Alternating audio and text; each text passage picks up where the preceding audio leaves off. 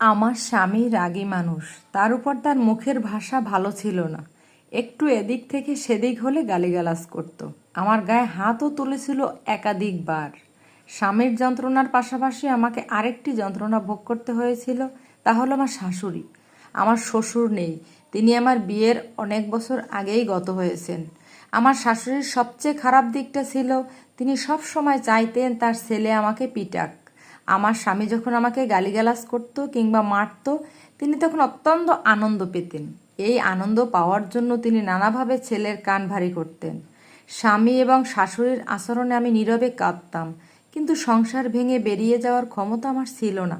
কারণ একে তো আমার কোনো আয় নেই, দ্বিতীয়ত তালাক দেওয়া আমার পরিবারের সম্মান নষ্ট হবে। নিরুপায় হয়ে আমি শুধু আল্লাহর কাছে কাঁদতাম। অবশেষে আল্লাহ আমার কান্নার উত্তর দিলেন। কি হয়েছিল আপনাদের বলি। স্বামী একদিন দুপুরে ডাইনিং টেবিলে ভাত খেয়ে বিছানায় গিয়ে শুয়ে পড়ল। সাধারণত স্বামীর খাওয়ার পর এঁটো থালা বাসন রান্নাঘরে নিয়ে ধুয়ে ফেলতাম। এঁটো থালা বাসন ডাইনিং রুমে পড়ে থাকা স্বামী পছন্দ করতেন না। সেদিনও স্বামী খাওয়ার পর আমি যখন এঁটো থালা বাসনগুলো নিতে যাব, তখন আমার 1.5 বছরের ছেলেটা ঘুম থেকে উঠে কাঁদতে শুরু করলো। স্বামীর ঘুমের সমস্যা হতে পারে ভেবে আমি বিছানা থেকে ছেলেকে উঠিয়ে কোলে করে বারান্দায় নিয়ে গেলাম। ছেলেকে সামলাতে সামলাতে এঁটো থালা বাসনগুলো ডাইনিং রুম থেকে নিতে ভুলে গেলাম।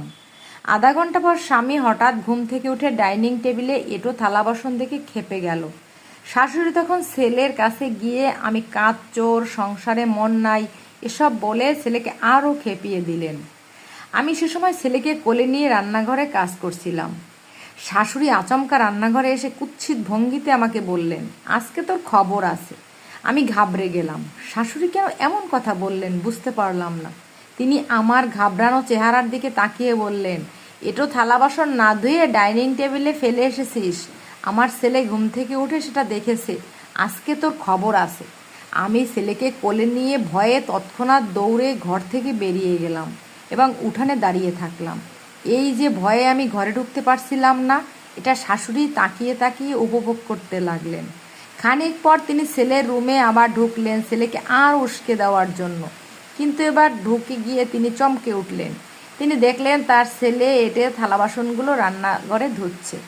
এই দৃশ্যের জন্য তিনি প্রস্তুত ছিলেন না। মায়ের হতভম্ব চেহারার দিকে তাকিয়ে ছেলে বলল, বাচ্চাটাকে নিয়ে বউটা বেশ পেরেশানিতে আছে। বেচারি একা কত দিক সামলাবে। সব সময় বউয়ের দোষ না দিয়ে ওর কথা আমাদের ভাবা উচিত। ছেলের এই আচরণ শাশুড়ি মেনে নিতে পারলেন না। তিনি প্রচণ্ড রেগে গেলেন। রাগী কণ্ঠে ছেলেকে বললেন, ওই ফালতু মেয়েটার জন্য তুই তোর মায়ের বিরুদ্ধে